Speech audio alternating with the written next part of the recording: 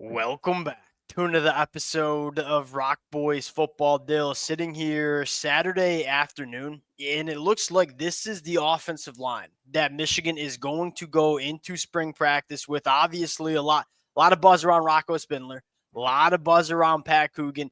Pat Coogan goes to Indiana. Rocco Spindler not going to take a trip up to Ann Arbor. Sounds like Michigan's out on him as well. You want to have a couple of different conversations. One, talk about how do we feel about these quote-unquote transfer portal misses? And then talk about what this offensive line looks like going into spring practice and talk about who's going to start on the inside of the offensive line. Talk about some of our biggest concerns about this offensive line going into spring practice, the 2025 season. Before we get into it, as always, to the Michigan fans, and as Michigan fans ourselves, it's been a very fun conversation over the last week and a half about Pat Coogan, Rocco Spindler. Let it fly in the comments section. Dill, I know you have some hot takes you're going to get off your chest. I certainly have some takes of my own. Would love to hear how you guys are feeling as well. Appreciate you guys rocking with it. If y'all do enjoy the content, consider subscribing to the channel. Dill, let's kick it off with just how do we feel about the two transfer portal misses? And I call it misses in quotation marks. Like, I don't know how much Michigan went after these two cats. Rocco Spindler, Pat Coogan not coming to Ann Arbor. What's the worry level as a Michigan fan yourself? I mean, at the end of the day, I see where these two are probably going to end up. I don't get the sense Michigan was super hungry for either of them. In like, again, Indiana, Rocco Spindler not going to take the trip. It sounds like a Nebraska, Pitt, Virginia. Like, those are the type of schools I look at. Like, if Michigan really wanted one of them, could they be more involved in it? Probably. I mean, Michigan is, at least in my mind, a tier above those kind of schools. And it's not even about that. I just look at it and say, look, if Michigan wanted to make it happen with either of those two offensive linemen, they probably would have. Because you look at some of the other lands that Michigan had, not only in the transfer portal, but on the recruiting trail. Look, when Michigan wanted a guy, they were going out and kind of pushing forward to get that guy. To me, you said it best before we went live. You know, Pat Coogan, Rocco Spindler, you never say no to adding an offensive lineman that's kind of a proven commodity and that has started at the P4 level at Notre Dame Independent, P4 level at Notre Dame. But they felt more like floor raisers than in an ideal situation. They probably wouldn't even start for Michigan because you're getting the development from guys like Greg Crippen or a guy like Nathan Because you're right. Like, you look at both their careers, it's been inconsistent, been both in and out of the lineups. Yeah. We're starting when there were injuries. We're not starting always when Notre Dame was healthy. And that's just kind of like what it was. And you look like, yeah, you want, and especially on the offensive line, the bulk of that unit to be homegrown guys. And you look at what Michigan's likely to be putting out there, probably going to be 5 guys, unless Lawrence Attar, Brady Norton can make kind of a surprise push, frankly, for one of the open spots. I think you're going to get all 5 as returning guys. And to me, that's really important. So again, like, in an ideal world, it is probably going to be what I think you have up there. I think Nathan Afobe or Drake Guarnera, you probably want one of those to take that open guard spot, at least. That's kind of the ideal look. And I would have preferred, I think Pat Coogan I would have liked because, one, he played a little bit more football and was a starter without the injuries, gave you that center guard versatility. But then again, I look at it and say, I don't know if I would guarantee, and neither of them were going to be in for spring practice, which also kind of throws a wrench in it. Let's get into kind of predicting it. And I'll ask you first. The way I look at this offensive line, you have Andrew Sprague at right tackle, Evan Link at left tackle. You have Greg Crippen and Giovanni Elhadi. I think those are 4 guys that I feel very comfortable saying I expect them to start in 2025. Now, I think Evan Link and Sprague are going to be the 2 starters, but would you be particularly surprised to see Andrew Sprague end up on the left side? Because I look at like kind of where he could be and what type of player he can be.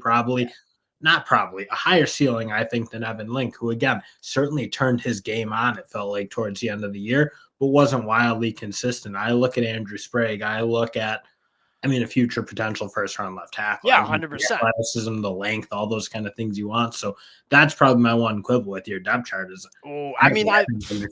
Sitting here right now, I ain't going to put him there. But I'm kind of with you as I was making it. Look, I think there was a reason they had Evan Link at left and Sprague at right during that Alabama game. but I am kind of with you. Would not be surprised if maybe you see a flip-flop.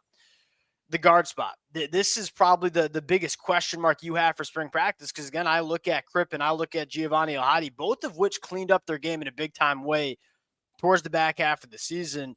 Who wins the other guard spot? I think if Pat Coogan came in, maybe you give him the I wouldn't say benefit of the doubt, but maybe throw him into the mix.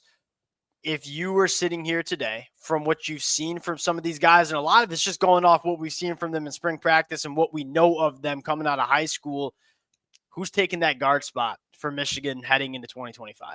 I would agree with probably a phobia. And just because I look at the physical development that is kind of taking place, and frankly, you probably say a similar thing about Guanera. Both guys who came in under recruited to an extent, probably underdeveloped physically. But I look at a phobia, the way he's kind of built himself out, very much looks like a P4 level interior offensive lineman. Jake Guanera, just simply his play in that spring game, very encouraging. So I think it'll be a phobia just because physically it looks a little bit more ready right now. But frankly, I wouldn't be surprised if both those guys are competing for spots on the starting offensive line next year. Because as much as like Elhadi certainly started to play better towards the end of the year, he definitely had some ups and downs in his 2024 season. Agreed. As his first year starting. And I look at, again, the way those two are coming on, I don't know that either of those jobs are particularly safe for any of the incumbents. I look at Jake Guanera and I kind of like him being that six-man off the bench on the inside, like a guy that could play center, could play guard.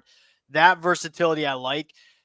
The other name is Lawrence Attar, and I get that the sheer size is very exciting for us Michigan fans and kind of the unknown of what he's going to look like as a Big Ten offensive lineman. I do go back to some of the Division II stuff we saw from him, and then combine that with I believe he's not going to be in for spring practice. I'd personally right now put him on the outside looking in, but this is a guy that Michigan staff knew quite well, and I don't think they'd be bringing him in just to throw away a scholarship. He's a guy that probably competes, but I'm kind of with you. I give a phobia in Jake Guanera probably the edge going into spring practice. Number two, biggest concern on the offensive line that you see on this depth chart heading into spring practice to 2025 season? Not probably the play of the tackles. I think just like what development Michigan gets from that position group. Because like again, Evan Link, another guy who we talked about, like just Michigan wasn't a great offensive line for the first couple weeks of the season. No. It didn't feel like definitely turned it up, played good against Alabama. I thought played good against Ohio State as well. The thing that I'm hesitant to care. I shouldn't say care that much. I am okay with kind of looking over the first couple of weeks. I think people don't recognize how difficult it is to have 5 brand new faces that have never played together on the offensive line, especially us Michigan fans who kind of sat back and watched guys like Zinner and Trevor Keegan play a ton of football to Carson Barnhart, Trente Jones. And those guys played so much football together that, that's a continuity position. That brand new 5. They made big time steps. It felt like each year. That like when they went and played Georgia in 20 with this is 21 now. 21, yeah. That wasn't a unit that was physically ready to go play that level of football. And then by the end of it, you see Zinner, Keegan, those type of guys being very ready for an Alabama defensive line that like you look at who they're going to put in the draft in those defensive tackles, especially those defensive ends, as good as you'll probably see at the college level. Michigan did feel very ready. So again, but I don't want to like. But why was that? Why was still need to take place? But why did the offensive line all of a sudden look better after 2-3 years? I think yes, there was player development. Like we all know, Sherrone Moore gets individual offensive linemen better as whether he's the head coach, OC, offensive line coach. You're going to get better as an offensive lineman as you come into this Michigan program. My bigger takeaway is I think they looked the way they did in 2023 because they had played legitimately 3 straight seasons together, most of those guys. That's kind of my take. And so that's where my optimism is going into year 2 with this unit. I'll tell you my biggest concern, and it's not necessarily the pure play of your 2 starting offensive tackles, which I think it'll be Evan Link and Andrew Sprague. It's a little bit more of the depth. Because I look at Evan Link, Evan Link, his first 10 games was a disaster. Gave up 25 quarterback pressures. Last 3 games, including Ohio State and Alabama, gave up a total of 5. Like, he got much better. I thought Andrew Sprague, as a true freshman, looked great. I actually have a decent amount of optimism in both of those tackles. And then you combine the fact that, look, Andrew Sprague's going into year 2. He's only going to get better. Evan Link's only going into year 3. He's a redshirt freshman last year. So not these players are not fifth-year guys going into their 6 years that are just capped and like they ain't getting any better. The starting tackle play I'm actually pretty excited about. My bigger question mark is the depth of the offensive tackle room. You know, you look at what the two deep looks like. Blake Frazier, a guy that might be able to be that in the two deep, but probably needs another year. You look at Andrew Babaloa, love what he can be, but we all know he's kind of a raw cat that needs a little bit of development. Certainly could be ready by the fall, kind of a question mark. And then Brady Norton as well, who I'm kind of interested to see if he competes for that guard spot, but I like him at tackle. My bigger question mark is you're young on the offensive tackle spot, but you're also young with the depth as well. And there's not a lot of proven commodities in the 2 and 3 deep either. Look, Ty Haywood's probably a pretty good answer to some of this. If I agree with Michigan that. obviously lock him up on signing Yeah. day, I look at then it's like, yeah, you're young, but you're so talented behind. You pretty much have 4 guys who you look at have the raw traits to be NFL players. And Brady Norton, like, you need to see more strength and physicality in the Michigan system, if you will? Yeah. Yeah, you definitely need to see it. Blake Frazier, another guy who, again, came in small for sure, was a small tackle coming in, probably still needs to add some weight, but I mean, there's a reason he was a relatively high 4-star caliber guy. Like, certainly schools were looking at him and saying he has potential to be really good. I just think if you land Ty Haywood and you have 4 guys who you look at have that much talent, one of them certainly you'd hope is going to work out and be a serviceable backup tackle. I don't think if they land Ty Haywood, I look at, oh, I wish we got another transfer in the offensive line room, because at that point it's just too crowded. Yeah, and then kind of what I'll say is I think Andrew Babaloa, and this is just me guessing, and I hope they both end up being studs, and I think they will be. I think Andrew Babaloa will be a better tackle when it's all said and done after his Michigan career. I think Ty Haywood can come in and immediately be a serviceable depth piece as a true freshman because he's just a little bit more refined from an offensive tackle spot. Now, him not being in spring practice, that kind of throws a wrinkle into that thought process. But he is a guy that I think you're right. You have question marks about tackle depth. Ty Haywood's commitment will mitigate some of those question marks. I can't wait to add him to the step chart. Like, you don't need him ready for day 1. I mean, he's probably going to be ready for week 4, 5, like 6, 7, 8, whatever it is beyond that. Because, like, again, Michigan probably, especially with the fact that you can lose a game or 2 now and it doesn't matter. Shout out to Ohio State. Like, you don't need to necessarily be perfect, and you just need to find your stride. And like, you look.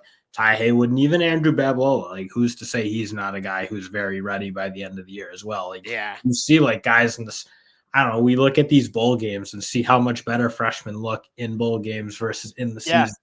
Like, you certainly see that type of jump. And I just look at Michigan, if they land Ty Haywood, and even if they don't, I mean, they'll still have plenty of talent in that. But like, you look at 4 backup tackles who all are so gifted and talented. I look at Blake Frazier. It's more just when's he going to be ready. I don't have a question if he's going to be a good tackle or not. It's just like, it's not if, it's when. Is it going to be in 2025? All right, last one. And this is kind of just an early preview of what we're going to see in spring practice. If you had to just throw out a name, and this is kind of what we saw, especially for Michigan last year, like Evan Link kind of emerges, Dominic Cadiz at the center spot kind of emerges. If you had to guess of an offensive lineman that kind of makes some waves during spring practice, where are you going here? I think it's going to be Guinera. Like, I'm genuinely convinced that there's a chance we see him and Afobe starting this year. And again, that'd be not a bad problem because he beat out El Hadi. That's a really, really good win for both those guys. But I look at how he looked in that spring game and how I think his, like, physical maturation, that what needed to take place for him to be a really good player, I think it's taking place. Like, I think he's kind of the guy I think would be huge if he can get on the field and be a starter, because I think his ceiling is quite a bit higher than probably El Hadi. Jake Guinera looked awesome as like an 18-year-old kid in the spring game last year. I'm going to go. Not a Ty Haywood 18-year-old kid, like a guy who people probably looked at was like, oh, he is not as physically mature as what Ty Haywood was, or some of these other 5-stars. Like, you would have thought he probably needed more time, but for him to get out there and play the way he was playing early, like, very encouraging, I think. Brady Norton's my name. And what intrigues me about Brady Norton is I know we've kind of structured this whole conversation of like Evan Lincoln, Andrew Sprague are starting tackles. Look, I am not counting Brady Norton out.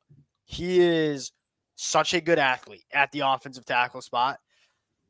And some people say he should play guard. I don't see that. When you have a body and frame like that has the athleticism he does, you have to stick him at tackle. And then you look at the player and say he's not necessarily that physically imposing offensive lineman yet, but he's a really good athlete. I look at it and say we kind of assume that Evan Lincoln and Andrew Sprague are going to be your starting tackles, and I'd be very comfortable with that if we went into 2025.